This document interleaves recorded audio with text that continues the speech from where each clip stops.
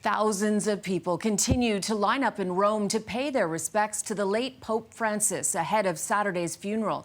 And that's where we find Ivan Rodriguez tonight. And Ivan, how long have people been waiting in those lines? And do you know how many people have actually filed through so far?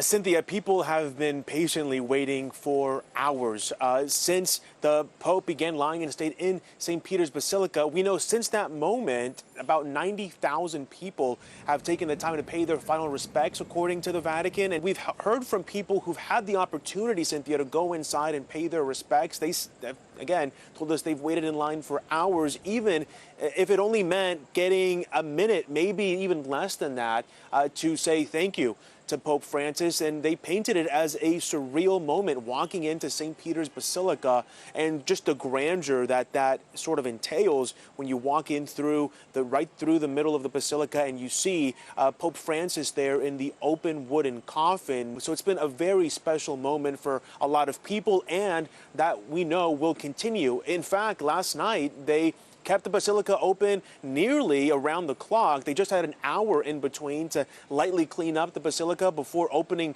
the doors again. We heard from officials here that even if people are able to get in line before that midnight deadline, they're going to ensure that they can go in and, again, pay their respects. And Ivan, although, of course, many are still in a period of mourning, is there any idea at this point who could be the next pope? We're beginning to hear a lot of conversations about that, Cynthia, and you're right. While many people are still mourning, you can imagine that for cardinals, they're beginning to have conversations and maybe at least think on their own about who might be the successor of Pope Francis. Based on what we've seen, there's a list of candidates of around 13 cardinals. But again, it's important to remember here that when we were in this position last time, after Pope Benedict resigned, at that time, Jorge Bergoglio, soon to be Pope Francis, wasn't even on the list of candidates. So again, we could have some surprises here, but there's a list right now of about 13 or so cardinals from around the globe. No cardinal should be going in expecting to get a certain amount of votes to be able to become that next pope. That's so very interesting. Ivan, thank you so very much for joining us.